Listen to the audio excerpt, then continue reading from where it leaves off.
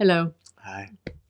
Today we're going to talk about the 10 pointers in the night Fetter that is about flow, and what we would like for you to look into with these 10 pointers is all the areas where you believe that you are in flow. You believe that your life is just moving and you're just, tagging along for the ride. Um, we would like to question all the different We would like to question that premise. question that Are premise. you really? Are you really? Is the yeah, we will get to that. So let's do the 10 pointers. The first pointer. Unskillful behavior is based on unexamined reactions to causes and conditions. Without, there's flow. So are you experiencing pulls towards doing things because they're based on ideas of guilt, shame, or fear? And obviously, to work with the night fetter and be in that flow, we need to examine our underlying beliefs, because the way that we view the world, it's based on our underlying beliefs. And if you have had experiences in your life that has been dysfunctional childhood, trauma in your childhood, anything that you have experienced that had created a little incentive in you to, this is reality, this is how the world is, I am shameful, I need to look out for guilt, I'm guilty in whatever I do, I feel guilty, or the world is a dangerous place, I really need to prepare myself and prepare for all of these things. That is an underlying belief that very easy and normally in everyone is unexamined. And that is what we do in the second fetter, really look into that. So you need to be very much aware of what your underlying belief is. And if you are at the point where the night fetter is about to be released and you're about to really see through that delusion as well, then there won't be much left of the underlying beliefs. And that is when we need to be extra careful because we have a tendency to believe that, oh, I'm that sort. Yeah, I know that I used to have, but now I don't anymore. That in itself is a delusion. When we believe that we can be absolutely free from all causes and conditions that has shaped this, meat suit, chemistry, nervous system, endocrine release, and all of that. When we believe that we are beyond that, we are delusional, because there are so many things that is happening in the body that is completely out of your control and completely out of your awareness. You're not even aware of that is happening. When you look out a window, you will get a certain feeling. That certain feeling is arising based on causes and conditions. It's arising based on what chemistry that is released and how you perceive that chemical reaction. So it's really important to constantly being aware of, in this situation right now, do I have an underlying belief? Do I have a starting point, something that I believe is in a certain way? The sun is shining, I'm happy because the sun is shining. That is an underlying belief. That is like a starting point, which means that you're not free from those hooks yet. And it's not that there's something wrong with it. It's just, to look into it, to become aware of it, that even though when you believe that you are completely free from, there's still a little hook, a little identification, a little kernel of an idea of what something is. Can I just see the question Sure. again? Unskillful behavior is based on unexamined reactions to causes and conditions. Without, there is flow. Are you experiencing pulls towards doing things because they're based on ideas of guilt, shame, or fear? Yeah, and we are going to be talking about very similar things going throughout the rest of these. This one is just specifically about the the underlying beliefs. Yeah. It's because that the causes and conditions that have created the meat suit that is sitting here and the way that we perceive everything, because you perceive things based on your chemistry, and chemistry always wins. And that has happened because of a trillion of different causes and conditions. And it's just acknowledging that whatever you believe is right now, it's not what it is, it's what you believe that it is, based on a trillion different causes and conditions. Yeah. So even when we have the feeling of flow, that is causes and conditions as well. I feel like we should move on because I feel like if I Okay. say anything, I'm going to start talking about the coming ones. You better and not say anything. I then. know. Okay. Okay. Second pointer. In your everyday life, have you noticed how much you are motivated to diversion because of negative incentives? Mm. So this is basically, we have that. We often have the idea that we do things for a positive purpose. Like, I really want to buy a new car, so I'm going to, get the job. Here you are with Where the are the car car? I again? know, it's like the first thing that pops to mind, and I don't know why.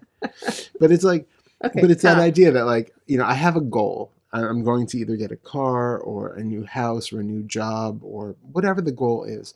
And there's an idea that I'm going to take certain steps in order to get there. And then we know that sort of positive outcome. I'm going to feel wonderful when I get that object. But we don't notice a lot of the times that we're actually doing things for a negative incentive. It's not because we want to get something out of it. It's because we're actually trying to avoid something happening that we don't want. And so it's really important to recognize how much of our daily behavior is just, are you exercising because you actually enjoy exercising? Or are you exercising because you are afraid of the consequences if you don't exercise? And again, this can be two different things. You might be like, well, I really want to lose 10 pounds and then I'm going to feel so healthy and I'm going to look great. And, I have I don't know, a beach party that I'm trying to get in shape for, something, because, we all go to beach parties, We right? do. We do. We go to so many beach parties. But like, you have some. Yeah, if you guys want to invite us to anything, we can't, because we are probably at a beach party. But we have the idea, right? Like, I'm doing this thing because it's positive for my health. But the underlying subtext of that is that you're doing it because you are afraid of the health consequences if you don't. It's more like, I'm afraid of being overweight if I'm not doing it. I'm afraid of the heart complications or diabetes or something else that's going to befall me. And then underneath that is generally always a fear of death that needs to be encountered. So it's really recognizing, like, am I doing the thing that I'm doing because I really want to do it? Am I doing it because there is a positive outcome in mind? Or am I doing it because I'm really just trying to avoid some consequence that I'm afraid of happening if I don't? And that can lead to all sorts of ritualistic, and that's why we talk about this so much in the third fetter, because we get these almost OCD kind of behaviors where they have these superstitious bases where it's like, I'm really doing everything I can to avoid having this outcome that I really don't want to do. And oftentimes what we're doing doesn't necessarily give us any sort of what's the word? It's not that it's likely to happen. It's there's no guarantee that what I'm doing is actually going to prevent the thing, but it's giving me a false sense of control, and it's giving me a false sense of security that at least I'm doing everything that I can to keep this thing from befalling me. Yeah. But it's just an illusion. I mean, there are, on the practical relative level, some benefits to exercising and things like that, but there are so many complicated factors involved that we don't know. Yeah, that's not actually going for example, to be. with exercise, it's not just exercise, because if you exercise with forcefulness, you will release adrenaline and cortisol, which is just going to make your nervous system even more stressed.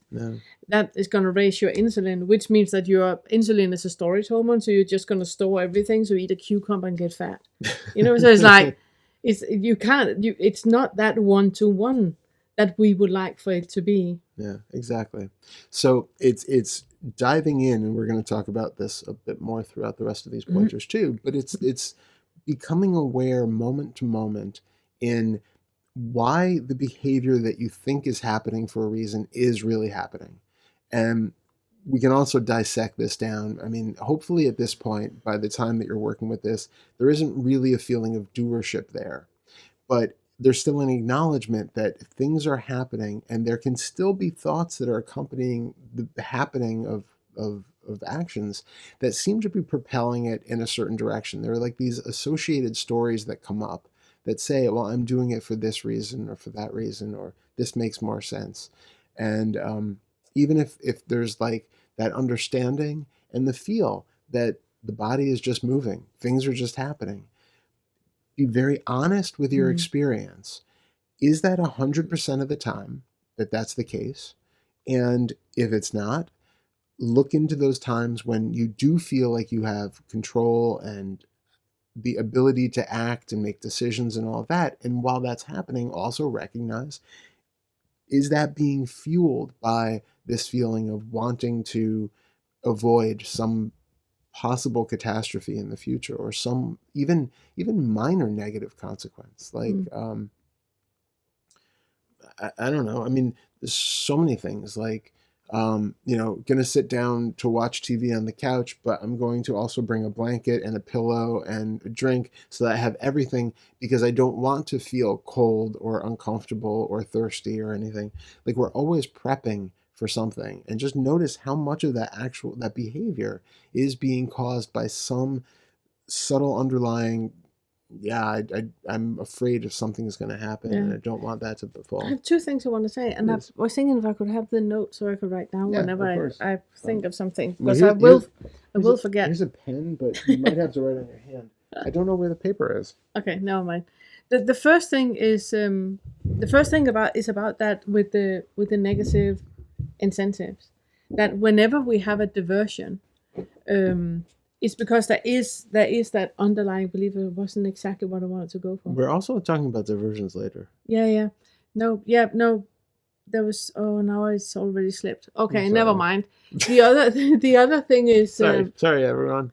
The other thing is that we have that. We talk about that with Daryl. That we have that idea that there is a connection between control and an outcome. Yeah. And by now in the ninth fetter, you do know that there is no control over anything. There's no controller, and there's no control.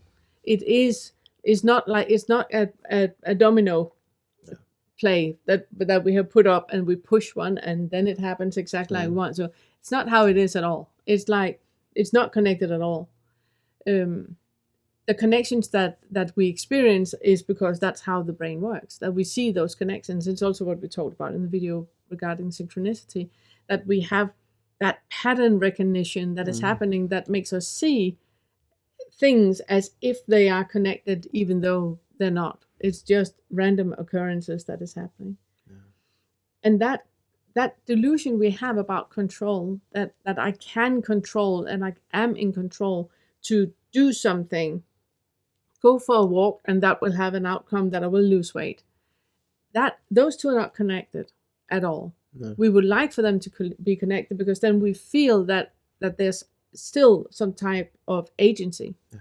But in the ninth fetter, that needs to drop. It is that delusion that is dropping in the ninth fetter, that there is no connection with it. There is no two things that are merged together the way that we believe that they are. It's just seemingly like that, but it's not really like that.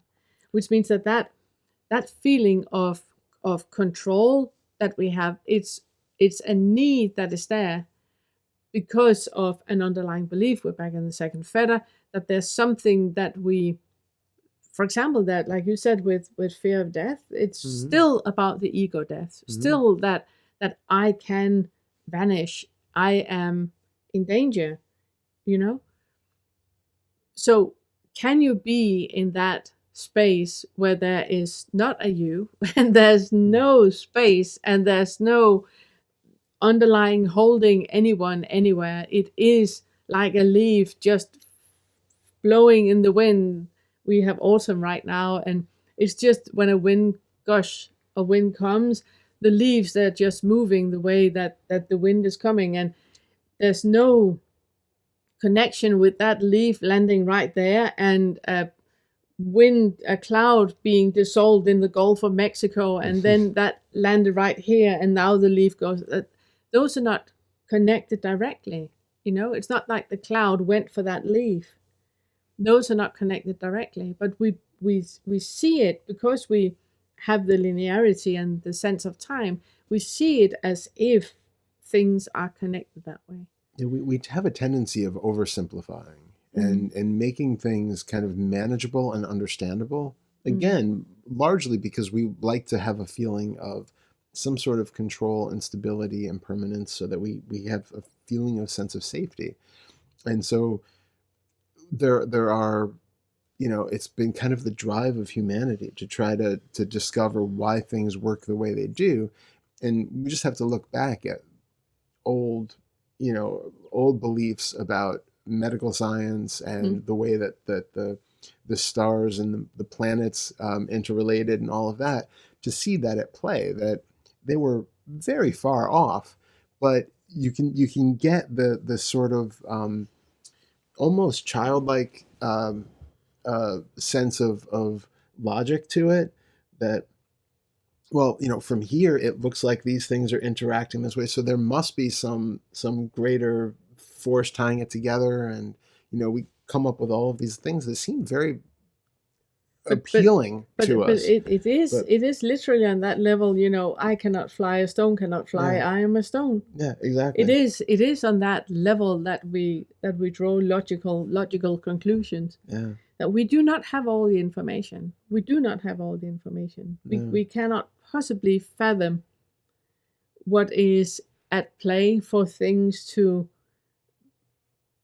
play themselves out the way that they do, and also the way that we perceive how things are playing themselves out, is even that is limited. We do not even have that knowledge of what it yeah, is. So when we talk about flow, it's just a way to talk about a really really complicated experience that we have, that we are trying to fathom and trying to understand, but even that cannot be done. and ultimately it's really about just dropping the, and notice we can't even say for you to drop it, because that would be an action which would be A, out of your control, and B, probably being done for some sort of reason because you want something out of it, or again, to avoid a life of suffering and something else. It's if the dropping happens, then the dropping of that leaves you in a place where just things simply are, and things are simply happening, and there isn't that need to connect that thread to make a necklace out of all of these individual Mm. little instances. It's much more free than Yeah, that. yeah, It's much more free than that. Yeah. yeah. But there is an adrift quality to it, because you're not stationary or stuck on Mm. anything. You're not, there's a recognition of the humbleness of not knowing how anything works or how it plays out, and having that absolute inability to control anything. Mm. Yeah. Love it. Third pointer. Are you performing an action because you are truly drawn to it, or because you are striving either for a specific outcome or to escape from an undesired consequence? And that's another one that is really really good to look into. If it's still that about, if you have any type of hope left, that you hope that things gonna happen in a certain way, or you hope that, so there's any hooks into a future that can be in a certain way, and a controlling you that can do in a certain way. So whatever plans you have, let's say tomorrow, if you just close your eyes for a moment and just think about what is going to happen tomorrow. You think of the things that you assume will happen, and then you look into a specific thing that you hope is going to be in a certain way.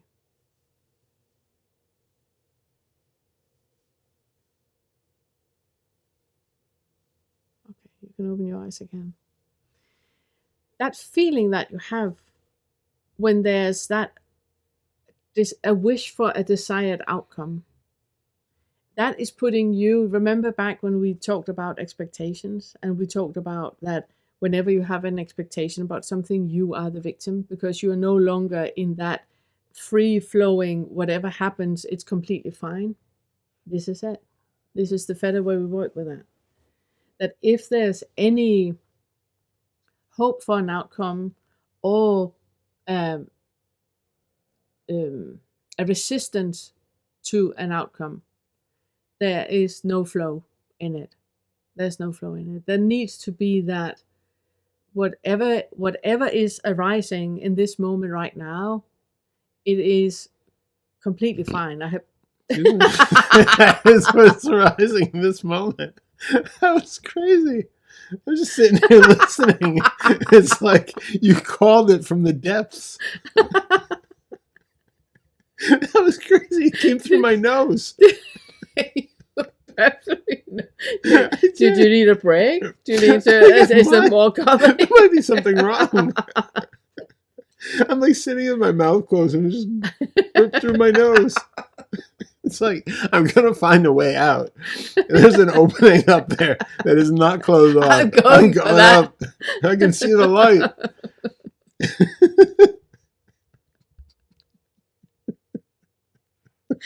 Oh. Okay, back.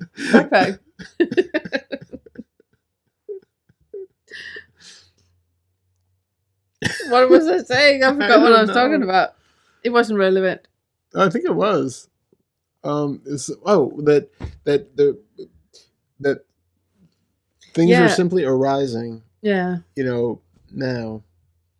Yeah, and it's that looking into, even though you're now in a position where there's no I, there's no controller, there's nothing within your control, and you have resolved fourth and Fetter and fifth Fetter, where it's there's no wanting or not wanting. There can still be a slight coloring, if I can say that, like slight watercoloring of a desired outcome, or a resistance to some undesired consequences, something that we don't want, where it's just like that leaning towards something. In that, there is a little kernel and a little hook into identification.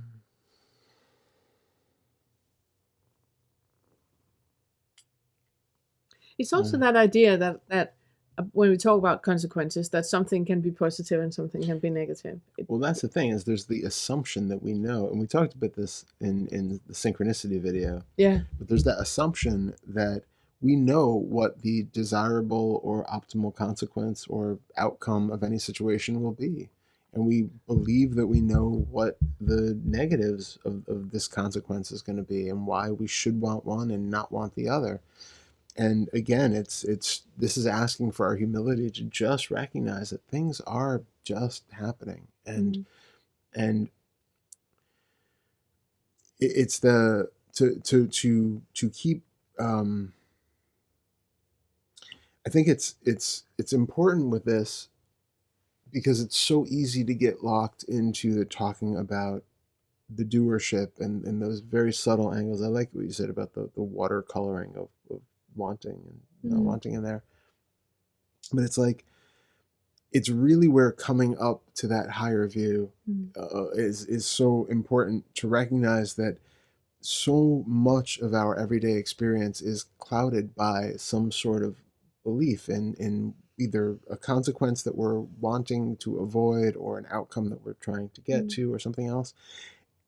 To recognize that none of that is actually happening. Those are all thoughts, which are simply trying to navigate and coerce a feeling of agency and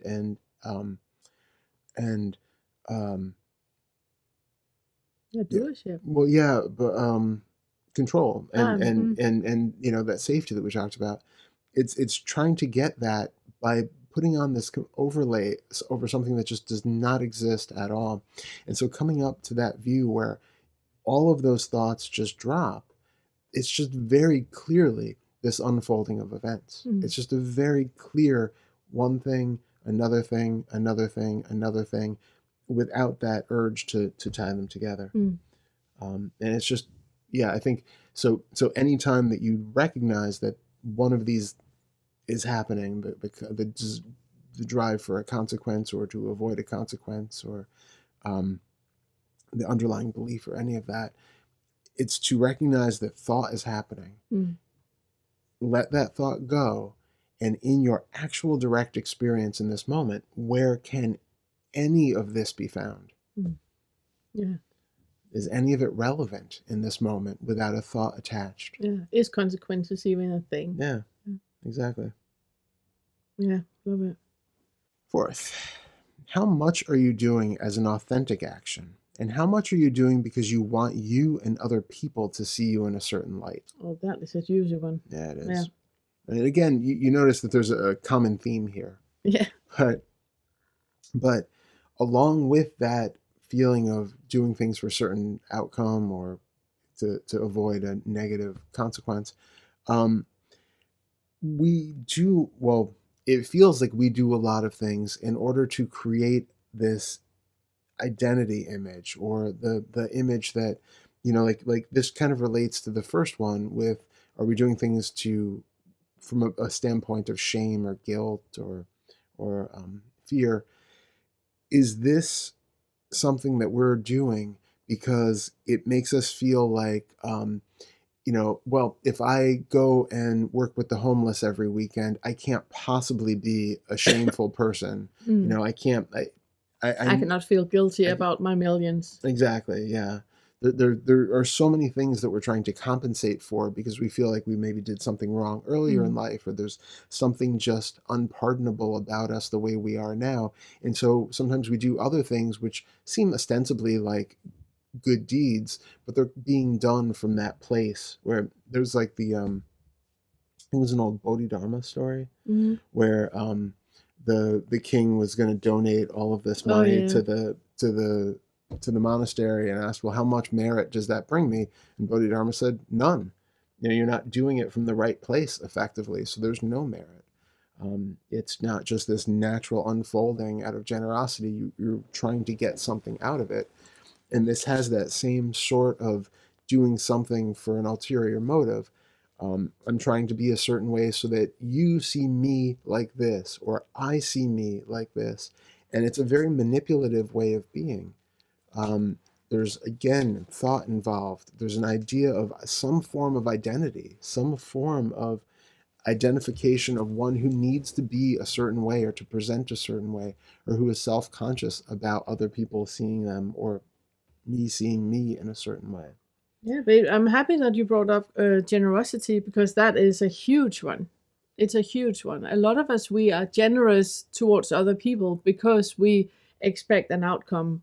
And mainly for us, if we give someone something to a homeless person, we share it on social media, or we phone a friend, or we tell everybody about, that we gave, $5 to a homeless guy. Yeah. And that is not generosity.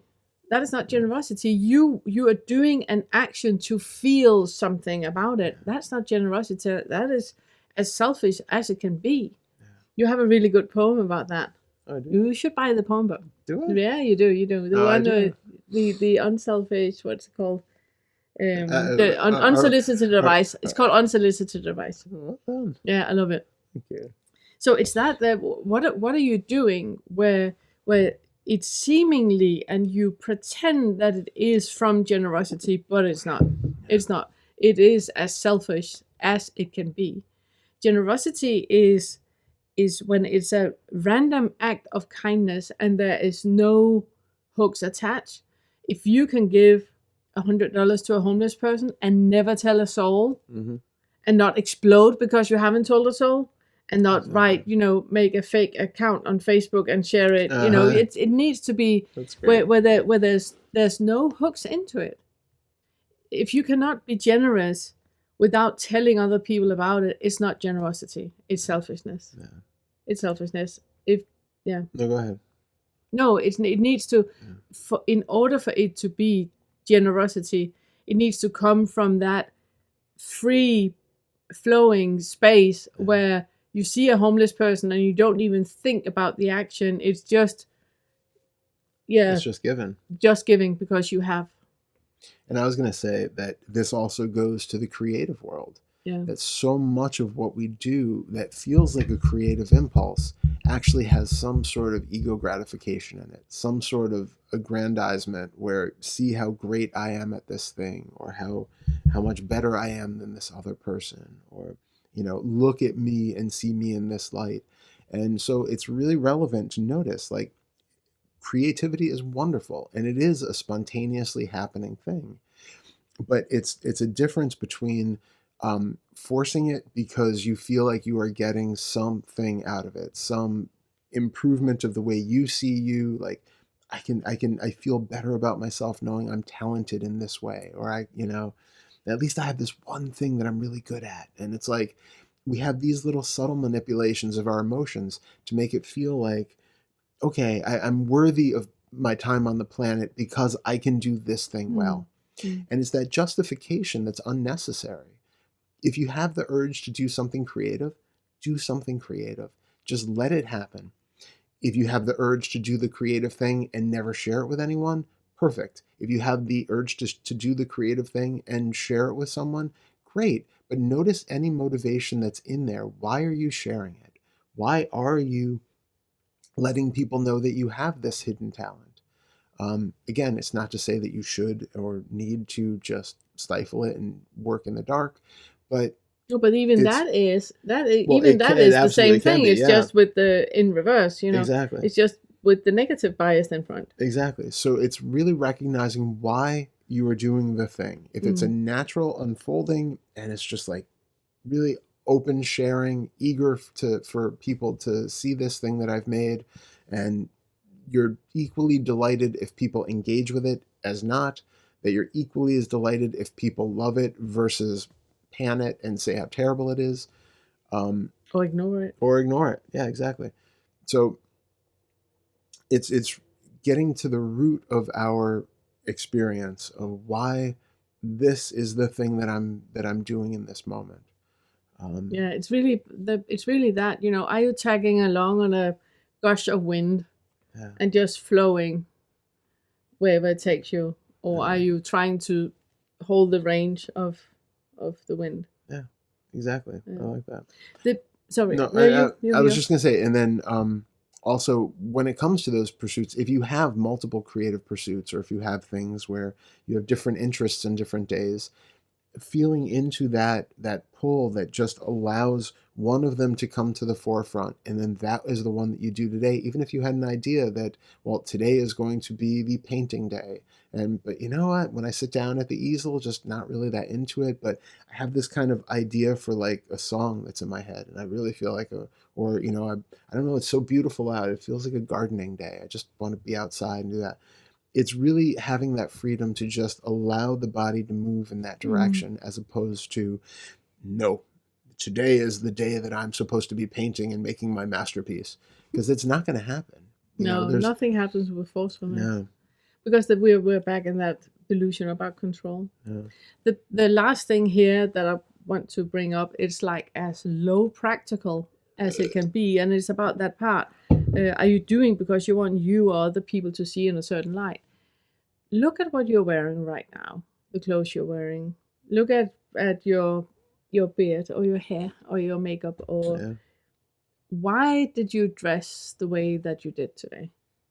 Did you stand in front um, of the closet and just took on what felt nice in this moment, or was it planned? mm, Do you wear? And I'm not saying that you should go in baggy pants to a bank meeting if you want a loan for your business. I'm not saying any of that, but it's just that, how can I say it? There's nothing wrong with dressing up for a business meeting with a bank if you want a big loan. There's nothing wrong with playing the game. But please be aware that you're playing a game. mm, Please be aware that this is what you're doing, that you are doing this because you want you or you want other people to see you in a certain light. That you wear what you're wearing and you have your beard or your hair or whatever the way that you have it because of a reason. You want you other people to see you in a certain light. And is it possible to let go of that? Mm-hmm. Is it possible just to move with whatever feels nice and and wonderful right now? And I've just noticed how we're dressed. We are again color coordinated, I and know. we people have even commented on it that we're color coordinating. We're not, but I actually think it's more about that, just moving with whatever mood is. With it is a bit cold outside, so we're a bit warmer with fluffy socks, and so I think it's more like that. Yeah. Yeah. And that was why I came to think of it. Yeah. Really look into why you are moved the way that you are. And if you want to buy a car, why are you buying exactly that car? Yeah. Is there something with you want other people to see you in a certain way? Do you want you to see yourself in a certain way? Exactly. Um, And noticing both sides of that, like it's so, like you had mentioned this with the we're talking about, but it's easy to go from, okay, well, originally I wanted a BMW so people could see me a certain way, but oh yeah, you just pointed out that actually that's just myself. Okay, I should really get like a rusted out old, piece of junk from the 80s so that people can see I do not care about my car at all. I have given up all considerations about physical yeah. So recognize that too is coming from that exact same starting point. There's a calculated choice that's happening here based on how you are still perceiving other people and the manipulation, your attempted manipulation at how other people are going to see you or how you see yourself. And it's the same thing, like if you got invited to go to some tuxedo black tie event and you either play the social game and dress like everybody else because that's the social game that you're aware that that's just what's being played right now, or you go, well, I'm above all of that and I'm going to wear tie-dye and shorts and proving that you are so exactly like that. Exactly. And so it's completely coming from that same place. Yeah. So yeah. Yeah, again, it's not saying that anything is either right or wrong. It's recognizing what is the impetus for the behavior. Yeah. Why is something happening? And it's just getting curious to it so that we're breaking some of those bonds of habitual action based off of thoughts and beliefs and calculated diversions. And instead... And I'm sitting and thinking it's actually a really, really good way for you to start to notice gurus and leaders. And does it feel like there is some kind of stagedness about it? I'm thinking about Osho and all his Rolls Royces and all that. Yeah. If people had been aware that about the ninth fetter flow, about that there cannot be any flowing if it needs to be in a Rolls Royce every single time I enter. It cannot be that things are the same every single time for it to be in a certain way, because there's nothing that's permanent. There's nothing that is, and if you have that feeling of something is staged or something is not authentic or flowing, then you're probably right. You're probably right. I mean, that is a thing, right? Like because it can be the other way. They can be the other. Look at how hippy dippy I am. I'm absolutely above all of it. Exactly. Well, that's like Satanism having the Christian cross and just turning upside down. You cannot be more Christian than that. Right. Yeah. Yeah, I love that. Yeah, and it's that thing where if there's an idea that it has to be a certain way, like every time this particular teacher comes to teach, the entire stage has to be decked out with all of the flowers and gardens, and there has to be a petal of roses and all of that stuff for the person to teach. And that a spontaneous teaching just on the side, the side of the street can't happen because we need it to be everybody needs to be dressed in white. And exactly. Yeah. So if there's something like that, look into why is that? What function is that actually performing? Yeah. Is there anything beyond that third fetter need for rituals that's happening, Mm. and perhaps conformity and You have another all really sorts of good things. poem about that too. Yeah. Bhakti. Yeah, Bhakti. Really good poem about Thank that. you. About what is actually happening in you and what you believe that the guru did to you. Yeah. Mm. Yeah. But yeah, Yeah. all of which is to say, being aware of why we are doing everything Mm. matters in this work. Yeah.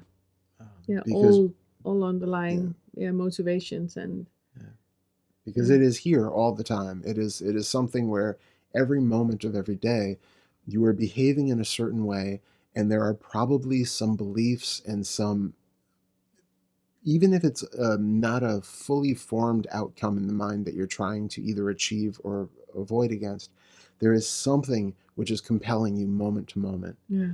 Whether you go to the refrigerator to get a bite to eat, whether you go and sit down and do your work for the day, whatever it is, there is something that is motivating that behavior in this moment. And it's really important to just be clear. This is what we talk about when we talk about living an examined life. This is what we mean. It's not taking any of this for granted moment by moment. It's just seeing how is the machinery being driven. How is this behavior being created, and seemingly why? Yeah, and is it happening because you want an outcome or you want other people to have an outcome that fits you? Yeah. Beautiful. Okay. 5th pointer. Have you noticed the difference in the body when a behavior is authentic versus when it's done either out of deflection or from an uninvestigated motivation? Yeah. And it's because we want you to be present and authentic in your body all the time. Your body is giving you signals all the time if you are in flow or not.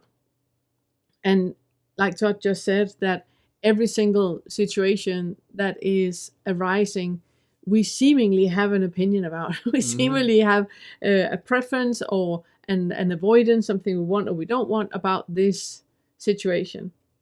And really noticing how is my perceived reality that I'm thinking about what is happening, how is that connected with the body? Because very often it's this way and up, that there's a sensory experience, there's something happening in the body. There's either a looking forward to something that you feel butterflies in the stomach, or there's like a feeling of knot and contractedness, dread. And very, very often it actually starts in the body. It starts with a sensation in the body. And then the mind is just grabbing on different labels to put on that sensation. Oh, this, that what I feel right now, this is anxiety. But if you really feel into it, it is just clammy hands, and it's a bit like fluttery in the stomach. It's like a bit of a knot in your throat, which could be anxiety, yes, but it can also be that you're in love, and it could be that you're about to go on a stage and hold a speech, and it could be about, lots of different things.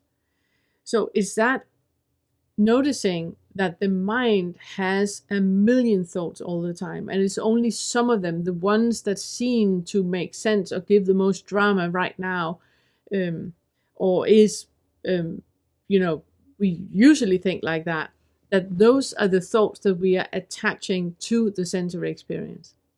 So this pointer is where we would like for you in every given moment be aware of your body. How does it feel to be in your body right now? When you have an idea of something happening, connect with the body. What is it in your body right now that gives you an incentive to something that you would like to do or not to do? And also when you're just in that flow state, a lot of times when we're moving towards doing something, it's because of a body sensation. Absolutely. That let's go for a walk. You feel in the body that, I can feel my legs would like to stretch out. I can feel I would like to breathe in fresh air, and I would like to, so it's like a drawing to And sometimes it's a drawing to, and sometimes it's a pushing away from. So Yeah. like you said, sometimes it's like my legs feel really stiff and achy right now, but I know that if I walk for an hour, they're going to feel better. So part of that pull is like getting rid of the achy stiffness, and some of it is like it's just so beautiful out, and I just feel like just want to be out there. And so there are different uh, variations of texture in what we feel. They can really be either propelling us towards something or trying to divert us away from something else. And that is where this is tied into what we talked about before. That if we are doing something for a purpose, or if we're trying to avoid something, that noticing that always originates from the body. It's always you never have a thought about something that is not connected with anything in the body. Everything that you think of or that you is just randomly popping into your mind, you can always connect with your body and see, this is why it actually started out here, and now the frontal lobe just come afterwards, put a label on it, and now I think that this is what it's actually about, where it's something in the body that is initiating it. Yeah.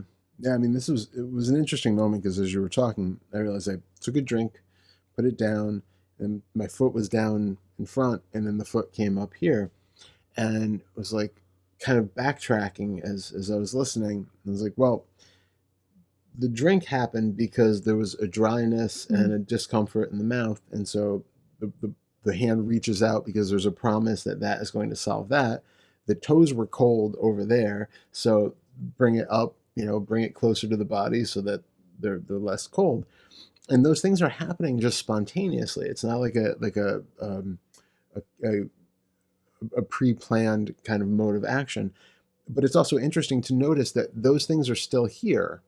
And so, like, while I'm listening, I was also just feeling the sensations there, feeling the cold in the toes. And if they're made aware of, they don't actually warrant any remedying. There's no action that's called out for it. But the body does have a way of just, even when we sleep, right? We're not consciously moving and rolling and adjusting, but the body is able to do it completely autonomously because honestly, it's how we're doing everything. Even when it feels like we're not, we are these autonomous creatures. And so it's interesting to see that we can really see it like just happening very spontaneously. And then also with that odd added layer of Afterwards, like I did this because my foot was cold and my mouth was dry. And that is where the delusion is. That there is that the body is moving the way that the body is moving, and we have that feeling of an I tagging along.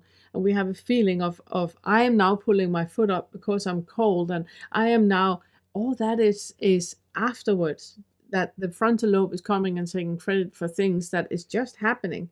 I am beating my heart right now really, really well.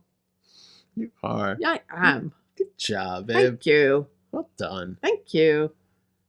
So, so it's that autonomous emerging or happening that is happening, and just notice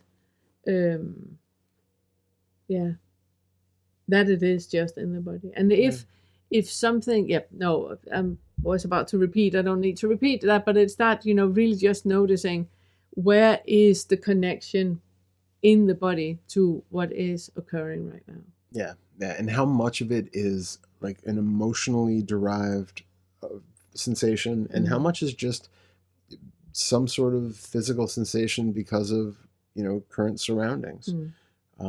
But so much of what we do is because it's really has some sort of an emotional sensation that we're trying to avoid, like fear, anxiety, or something like that, or that hope for, well, if I go to that concert, I'm going to feel really excited and I'm going to have a really good positive feeling in the body if I do this thing. So maybe I'm going to go and try to chase that feeling. All right, sixth pointer.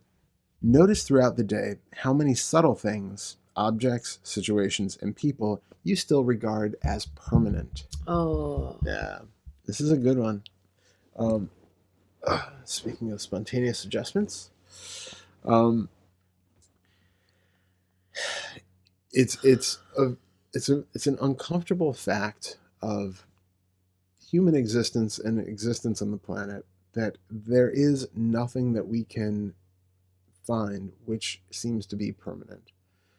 In our moment to moment experience, it's a little bit of a weird one because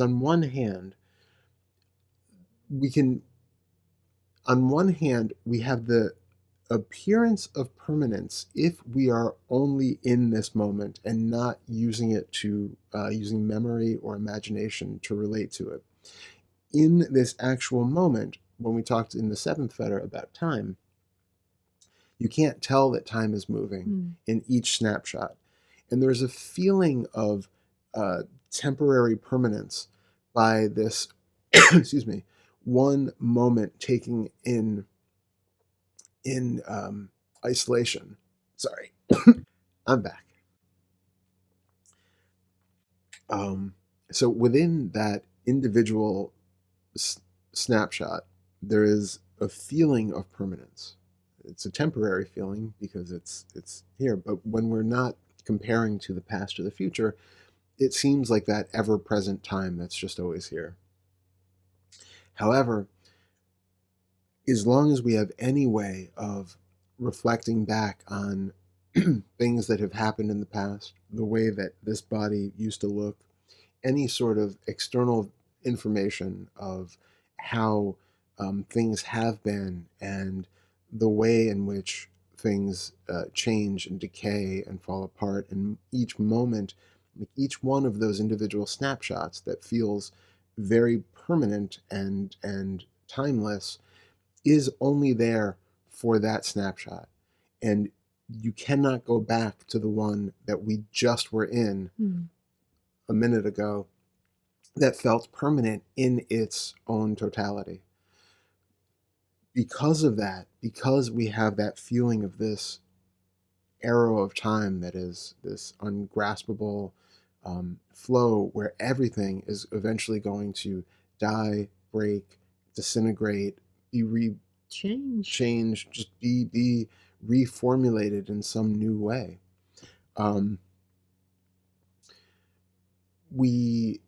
It's a hard thing to live a life based of if we live out of that reality all the time. So as a society, we kind of pay lip service to it and then dismiss it or put it in the back of our minds as much as possible so that we can go about the mundane events of trying to have a job and plan for a future as though we're going to live forever, and maintain our homes so that they don't crumble around us, and do all of the things to upkeep what is clearly a changing, impermanent, decaying world.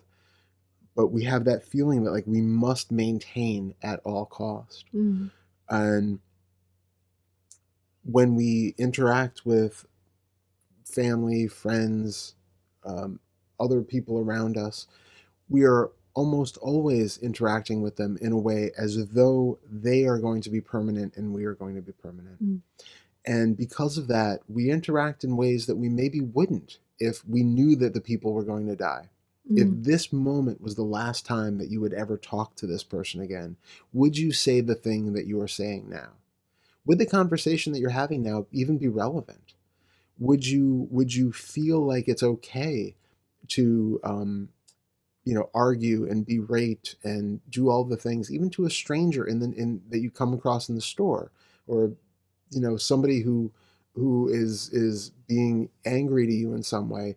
If for a moment you remember that they're going to die, perhaps in the next moment, in 2 minutes, exactly, the person that is standing and yelling at you in the line is going to drop dead of a heart attack. How would you respond?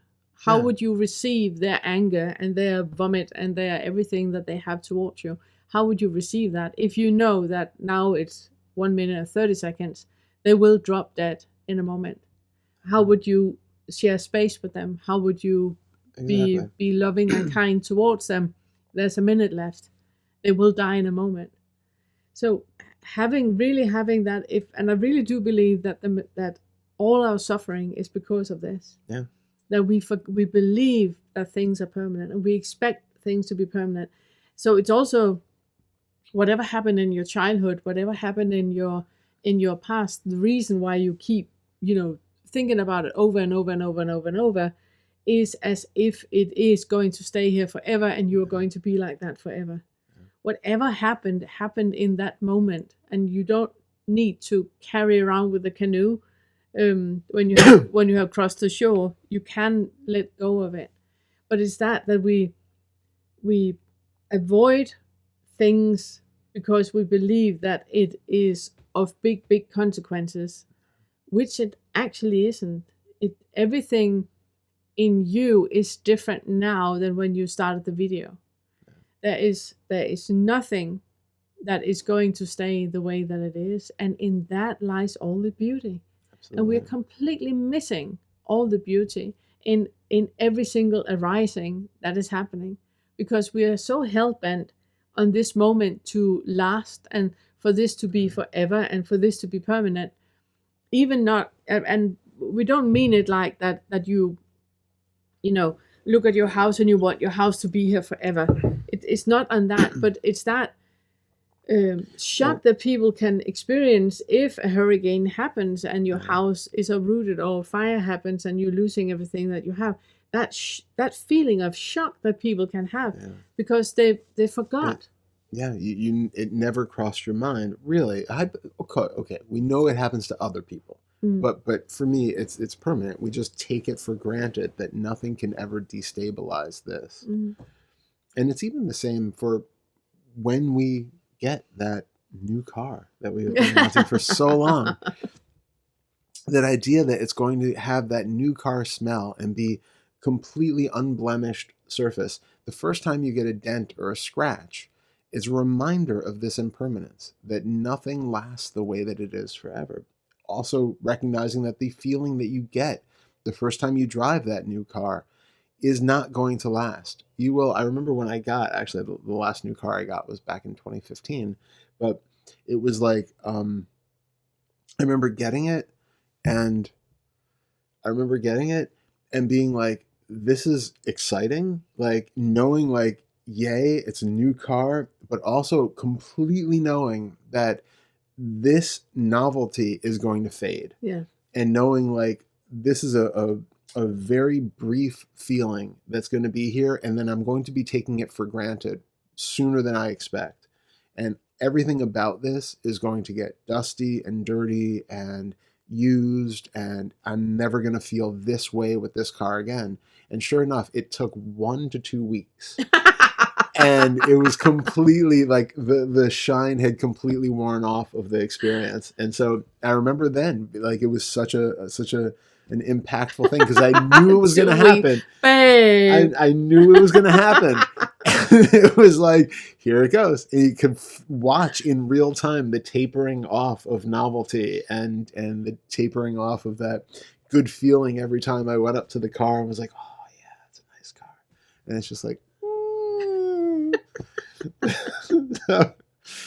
so having all of that in mind, recognize that no matter what it is that you want, no matter how great you think it's going to be, when you get it, that feeling is not going to last. And this calls us to, again, not go to the point where we just, okay, I have no possessions. Or nihilism. Nihilism. But it's to recognize that we have to hold everything without attachment. We have to hold it very lightly. Because everything, the beautiful things that we get, that people give us as gifts, they're going to break at some point. Even if it's not in our lifetime, it's going to break at some point. It's going to either end up in a landfill or like what you say, that just the novelty of it is going to go up. Completely. Like we know people that they go out and buy new stuff and then they return it. Yeah. Because it's the feeling of the novelty. Yeah. And even that is not permanent. No.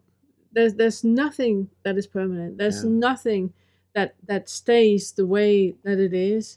And every single moment there's a birth and a death and a birth and a death. And whatever is being birthed into existence, into an arising, can only happen because something else is not here anymore. Yeah.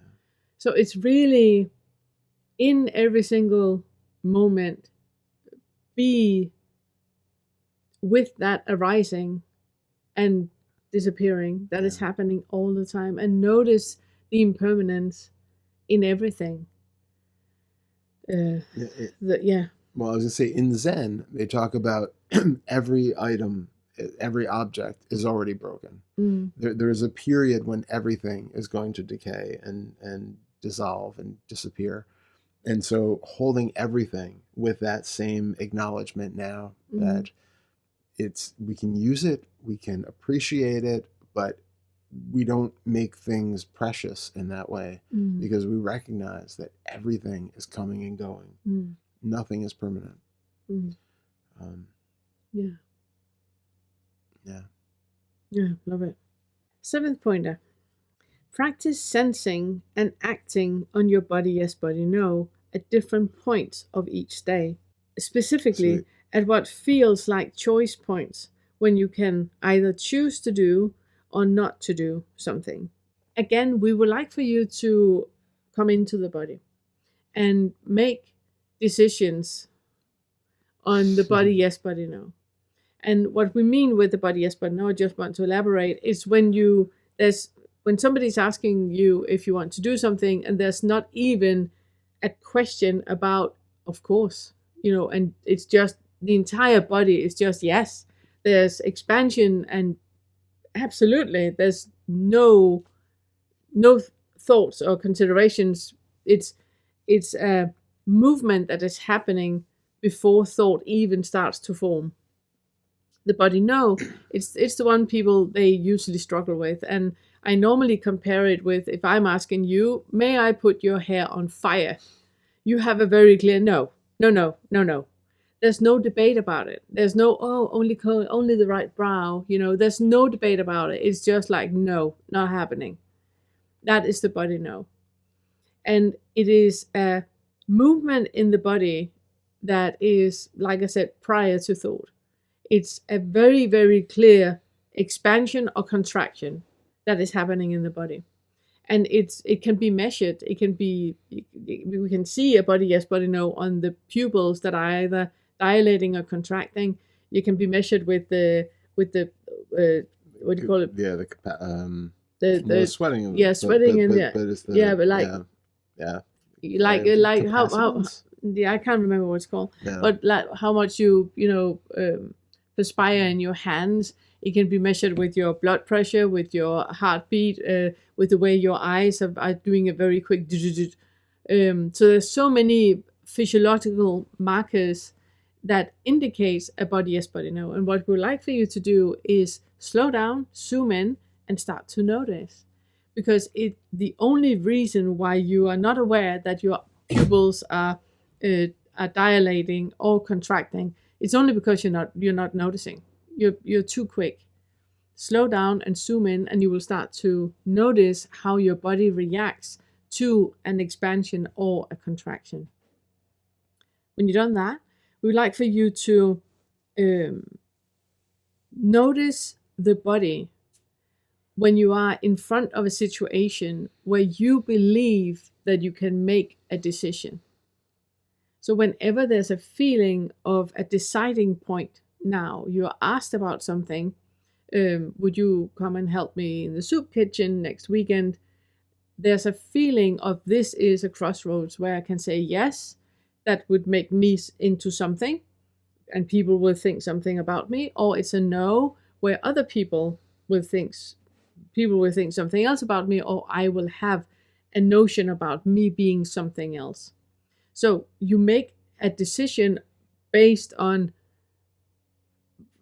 1,000 of different reasons created in your mind, or a body expansion or contraction, but you have that that feeling of a choice being made of doing something.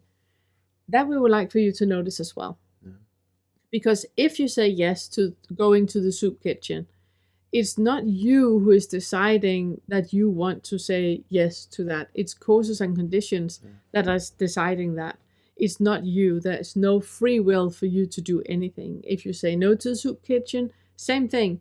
Even if you would normally say yes and now you decide to say no, this video has been part of that causes and conditions Exactly. that are now making you trying out saying no, as if you were trying a new hat.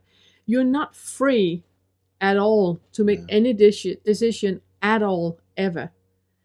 And when we start to really notice how much our brain is tuned in to causes and conditions, and how much we do things because we, like we talked about with bubble reality, you can only choose things that you know of. You will never choose anything you don't know of. You won't wake up in the morning speaking a language you never ever heard.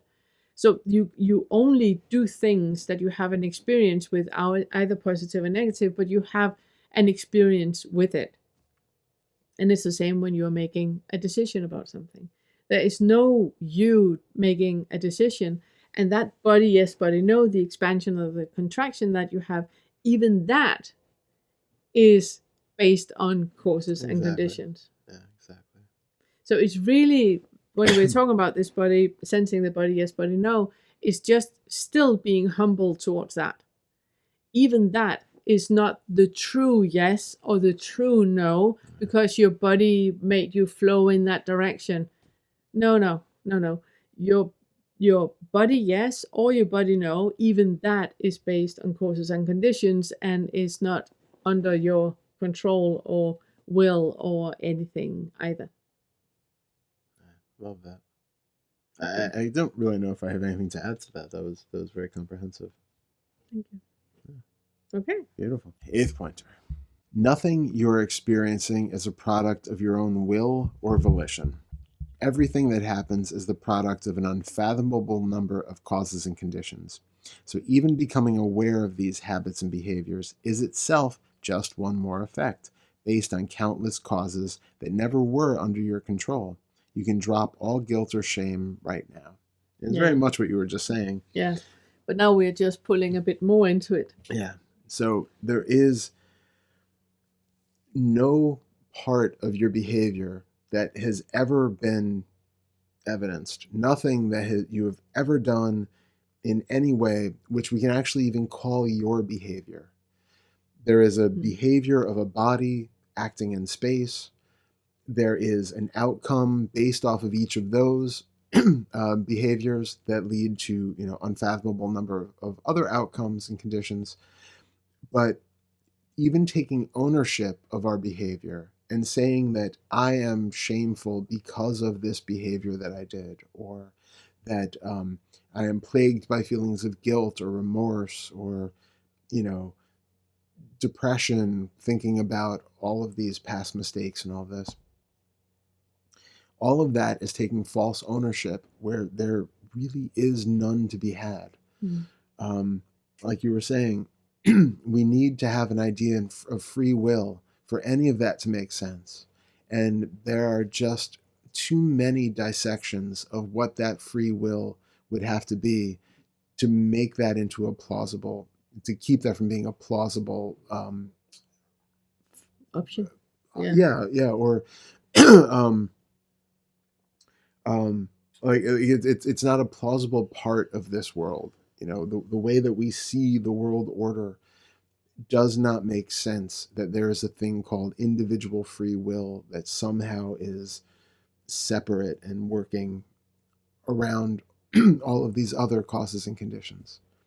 So when we give, like you already said this too, but just to reiterate, whenever we give any sort of inquiry or recommendation to meditate or to become aware or to see something for yourself, there is no calling for you, the doer, to actually implement this new plan of action and to do this thing. This is simply creating another condition which hopefully will sprout another cause, which might be the attentiveness to recognize, oh, let me check in the body right now and see what's happening. Let me slow down and zoom in here. Yeah, exactly. That's not something that you can do, but it's something which can happen based on the all sorts of different inputs that prime the system to have that as one of its possible options in any given moment. If you think about it like a computer or a program, you have a set number of different choices in any given instance. Somebody yells at me in a store, there are going to be certain responses which are practiced, which have been learned, and which are kind of taken to be options in that moment. And all of this is happening under the hood. There's not a you who's sitting here rationalizing which one of these things to do. Do you punch the person? Do you yell back? Do you run away screaming? Do you cower and drop to the ground, curl up in a ball? Do you just calmly sit and listen with, a feeling of serenity and kindness in your eyes? Do you put a hand on their shoulder and say, I'm sorry, I would you like to talk more about this? Like, all of those things are only options based off of all of the events that have happened in the history of this body mind organism, and where all of that is today. If hormonally, you haven't slept the night before and you haven't eaten yet, and you're already coming into the store feeling grumpy and someone yells at you, you're probably going to act in a very different way than if you were well rested, you just meditated for 2 hours, you had a full belly, you're feeling really like everything is great with the world and all that. Or if you have an underlying uninvestigated belief about life being that fear, Safe or that yeah, unsafe, you need to protect yourself. Exactly. You need to protect yourself, which means that you are on alert for dangers all the time. So somebody yelling at you, that is danger. That is danger. Exactly. Instead of having a surplus of knowing that it's just a person yelling. And if you had grown up in a situation where you were always taught that in every situation where somebody acts towards you with aggression, you always respond with aggression, then that is going to be your go-to response, unless you start doing some other work. You have some other option that's now put into the system, and then maybe sometimes that calm option will be available. And this sort of thing, when we say to, feel into the body yes, body no, before you make a choice or before a choice is happening, or to, when you feel like a self, to stop and look into that. This is just adding hopefully, one more option into that tool, or the cache, or the array of different options that are available. That was a technical difficulty.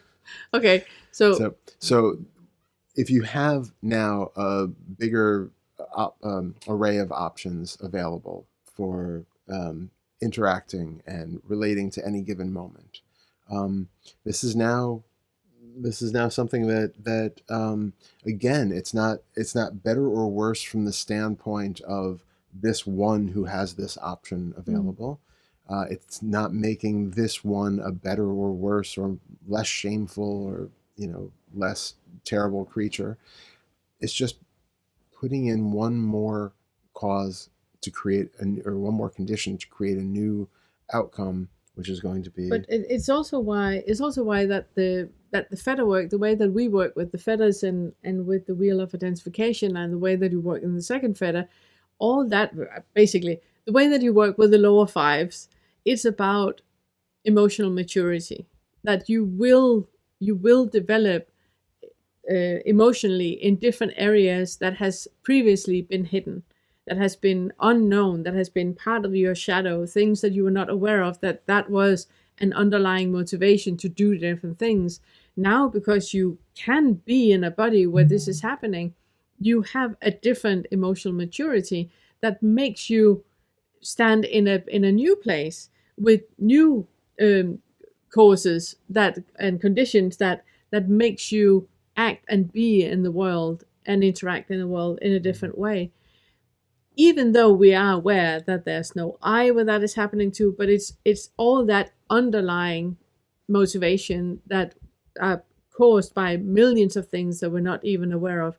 This development that you're doing is helping with that emotional maturity. And that was the last point of it, that you can drop all fear, anger, guilt, and shame it can just drop. It's not a real thing. No. It's a survival mechanism where you are reacting in a certain way to protect something that needed protection once. But when you are with that, like we have done in the lower fives, that you have worked with that, then you also know by now that there is no such thing as fear, anger, guilt, and shame. In this moment, there is a rising happening. And in this moment, there's another rising happening. And there is no things that can receive a label of any kind. That's great. Yeah. Yeah, they're all completely irrelevant when you dismiss the story and you dismiss the labels that are trying to make sensations and fleeting thoughts into something more permanent and consistent. There's nothing for them to refer to. It's just like craving and desire and all of these other illusions that have seemed very real and that have seemed like we have to own them. And societally, we're kind of taught that we have to own these things, that this is you and this is how you behave and you have to do this thing and everything you have done weighs on your soul like this. And this is really to come into terms with, is any of that actually true? In your actual experience, is any of that relevant to what is here now? Is it even beneficial to maintain that kind of illusion and story? Or are you much able to move and behave in a much more free and open way without those hindrances of belief in my own limitations and all the things that are either wrong with me or great about me? Because then those are things that you have to maintain, and they're just as illusory and fictional as the things that you thought were all wrong with you. Yeah, I love it. Love it. Okay, ninth pointer. Everything that seems like synchronicity is ego-driven, self-centered, and linear. You can at that point not be further from flow. And it is just circling back to the video we made about synchronicity. And we could also just call it flow, because when we talk about being in flow, we are giving it a label that is actually not true. No. It's just a label that we give it so we got something to talk about. Just when we say I and you, it's just, to be able to use words and actually communicate. But in its essence, there is no such thing as flow or synchronicity. There is just what is right now. And when we... I have the same. Weird. Interesting. I think we need extra vitamin C. I think we do. Picking up on all the pneumonias around us. I think we are. So when we are in this moment right now, there is just this moment right now. There is no label to put on it. We can't call it flow. We can't call it synchronicity. We can't call it body yes or no. We can't call it anything. There is no label to be put on it. It is just what is right now. It is just what is arising right now. And if we have any kind of little bit of an inkling of an experiencer of it, or a knower of it, or a moving in any direction of it, all that is just part of ego. It's part of the ego. Yeah. I love the pointer that even when we're talking about synchronicity and flow, that it's still just a misnomer. Just the same as when we talk about the totality or everything or all, or they're as close as we can come to just giving ourselves another signpost for what we can kind of imagine. But it's irrelevant on this kind of practical level. That's what we talked about with the eighth fetter too, is that if there is,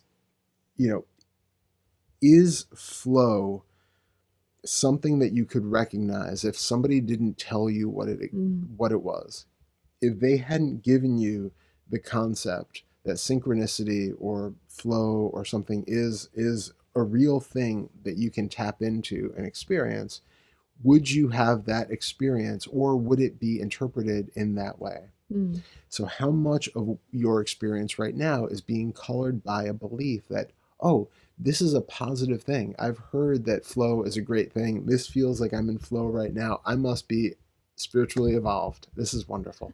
I have succeeded. How Ching. ching, check the box.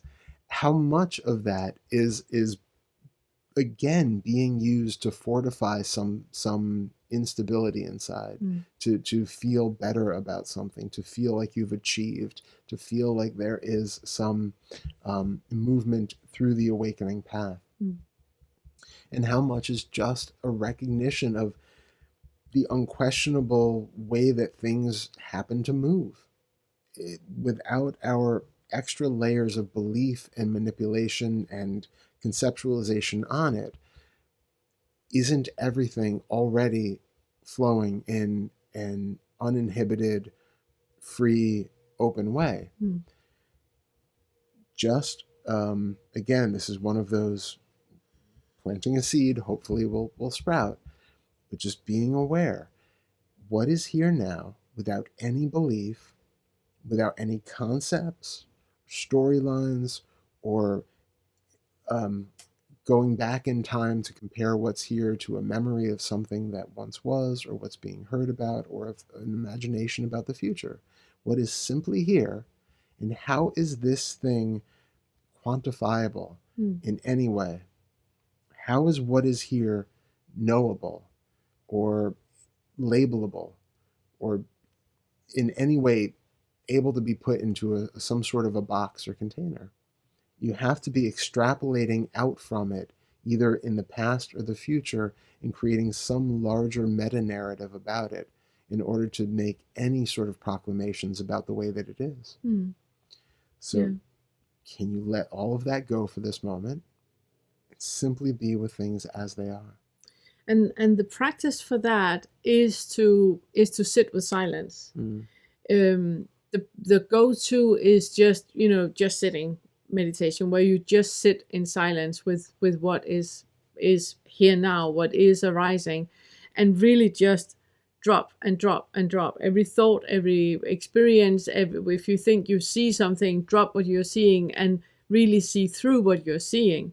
If you think you're hearing something, drop that and just see if notice the vibration of a sound. On the Unfettered Mindfulness channel there, Todd, he has, as you know, Todd, he's a composer, and he has composed lots of music and is performing the music as well.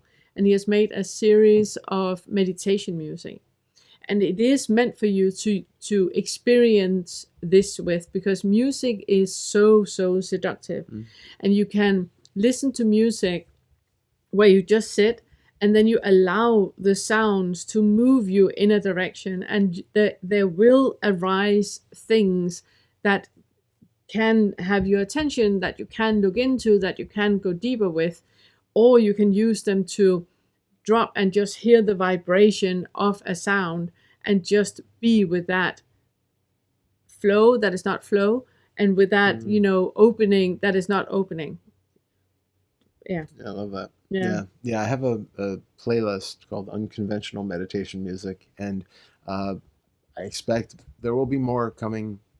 We will keep working on it, because it is useful to work with flow.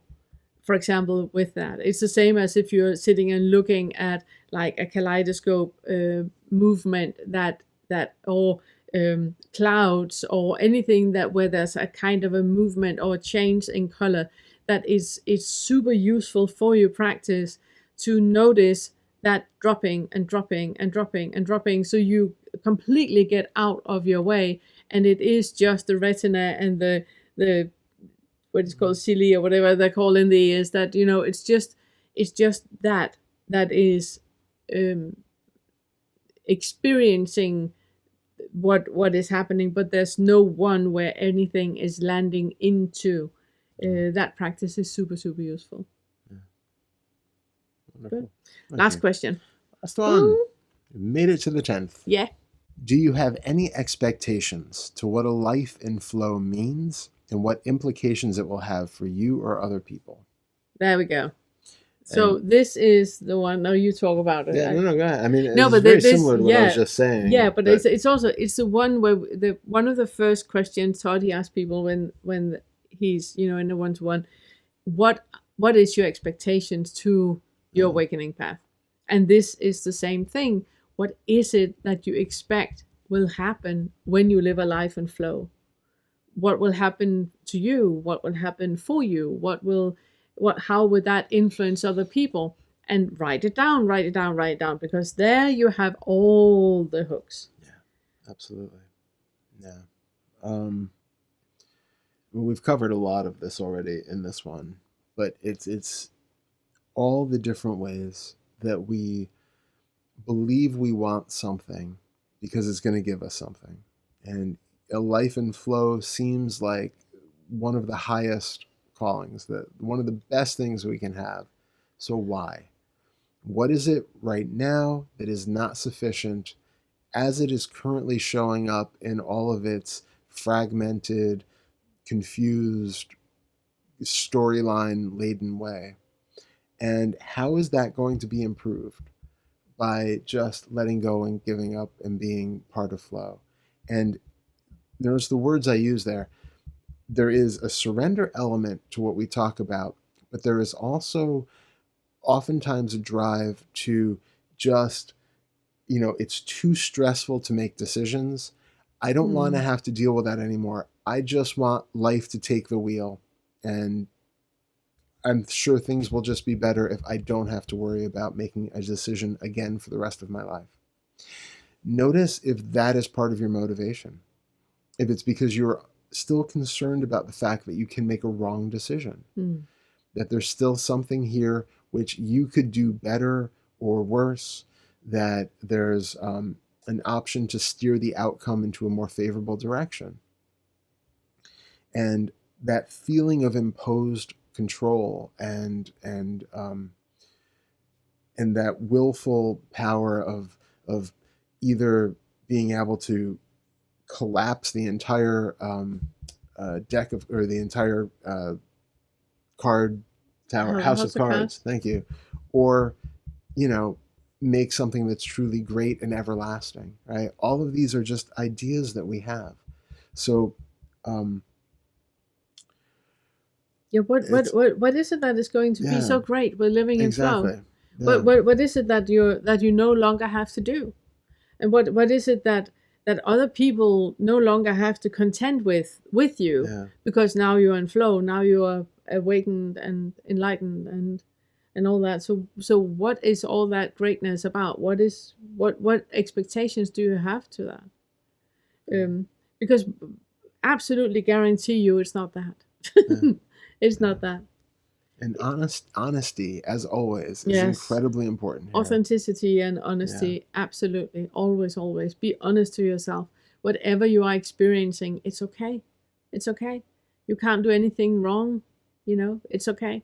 Whatever you believe is the worst of the worst, that this is actually the underlying, reason to why I'm doing all this. It's okay. It's okay. It's just part of survival. It's fine. And being here in the night fetter, where you really truly realize that there is nothing. There is nothing. Flow is not even a thing. It takes it, and it's also why we created the Awakening curriculum, and why it has taken us 2 years to create it. That it is a process that you're going through, and you need to allow yourself every single increment of that process for you to land now in the night fetter, having that. Oh wow, there is literally nothing. There is nothing. There's nothing there. Exactly. And I think, not that there's really anything to be added on to that, but it just is a final reminder with that you can't do flow. I'm doing it magnificently. You are. It's something which may sound redundant after all of this, but it's still, I think, important to remember that this isn't something where you can force yourself or anything to get into it. Flow doesn't exist, and what we're talking about is just a way that things already are. And so the whole idea of even pointing to this is simply pointing to the way things are when they are uncomplicated and don't have this additional thought layer that's clouding it.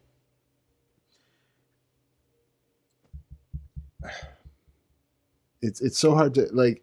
It's like I'm trying to point to that thing, and it's very hard to find the right phrasing for it.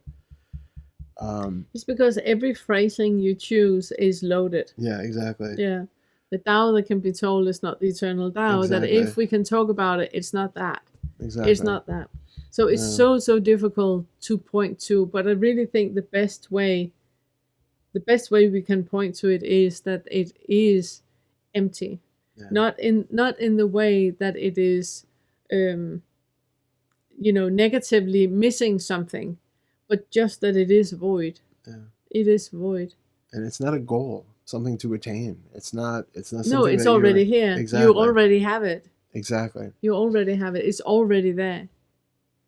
It's only that experience of it, or the recognition of it, which changes when we're not clouding it with thought. Yeah. But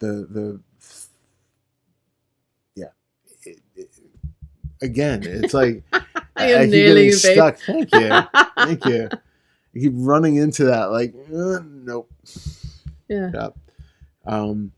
So that if you experience that, that's it. Yeah. That's what we're talking about. Yeah. Yeah. Do you have anything else you want to sit and not say? I have probably tons. We have tons of things we to want to sit and not say. say. Yeah. Yeah. I think we'll just leave it at that.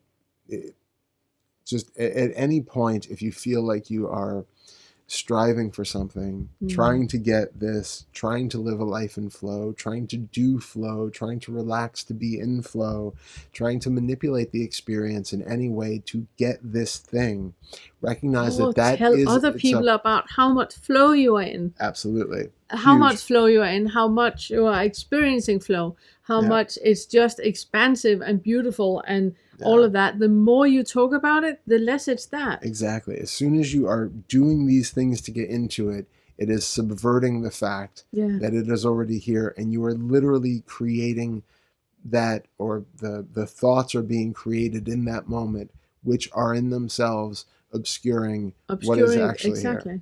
Exactly. So dropping it all is the only way to experience it. It's like sitting and talking about silence is an oxymoron. Yeah. Because you can experience silence if nobody talks, if nobody thinks there's just silence. So what we have been trying to do with the Awakening Curriculum is talking about silence, which is so impossible to do. It is. And the more you talk about it, and the more you try to be it in flow and be in that, the less you are. Exactly. It's about dropping it.